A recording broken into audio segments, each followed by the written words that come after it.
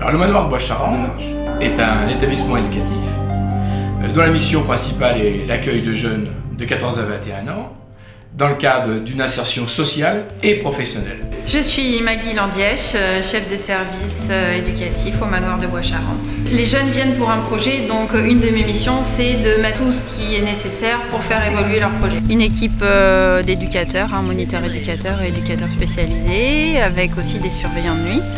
Puisque c'est bien un foyer, donc il y a une présence permanente. Et puis il y a aussi une éducatrice scolaire, un éducateur sportif et puis les éducateurs techniques pour la formation. Voilà, et toutes ces personnes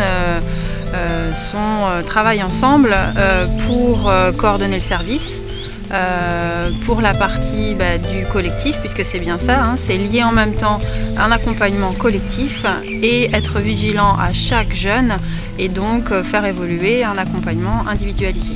Donc l'enseignement théorique, c'est français, maths, histoire géo, sciences, il y a de l'anglais. On essaye le plus possible de proposer des cours sur des tout petits groupes, parce que généralement les jeunes qu'on accueille sont en décrochage scolaire ou un parcours particulier au niveau de la scolarité. Donc il faut que nous on puisse réaccrocher avec eux, leur proposer un enseignement de façon différente. Et puis on essaye aussi de proposer des cours individuels.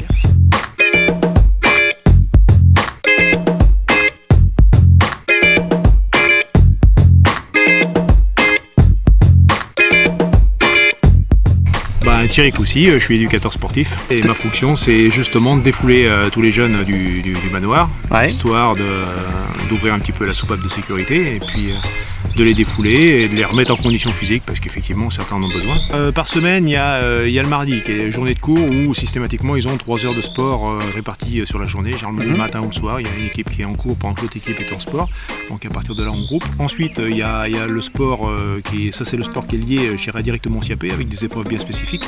Comme le demi-fond, comme le badminton ou le tennis de table. Et ensuite, il y a des activités parallèles qui viennent se greffer, la saison ensuite de la piscine, donc avec la natation, apprendre à nager pour certains qui le savent pas. Là, ici, on est équipé avec un parc VTT, donc on va dans les bois, sur la route, ça permet de travailler un petit peu le code de la route aussi déjà, et le respect d'autrui. Le sport est fédérateur et effectivement c'est un super outil entre guillemets pour justement rendre les jeunes sociales, le respect des règles, le respect d'autrui, tout ça effectivement ça rentre dans cette ligne de compte, l'hygiène de vie par la même occasion, savoir prendre une douche après l'effort, etc.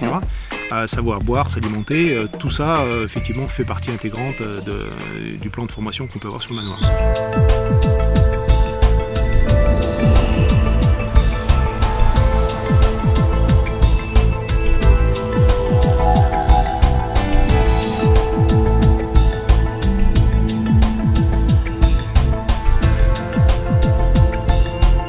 C'est devenir un citoyen, c'est-à-dire faire évoluer son comportement et apprendre qu'on est un citoyen dans la société. Et puis c'est progressivement apprendre à devenir autonome à l'extérieur, alors que ce soit lors de sorties, lors de temps de stage, mais ça peut être aussi par rapport à un accueil sur un restaurant avec un stage à l'extérieur, ça peut être un accueil en foyer de jeunes travailleurs, voilà, où on apprend à se débrouiller par soi-même.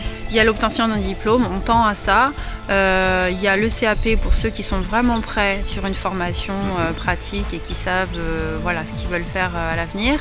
Et pour ceux dont le niveau est un petit peu plus juste, ou encore par rapport à leur âge, on va proposer le certificat de formation générale, le CFG.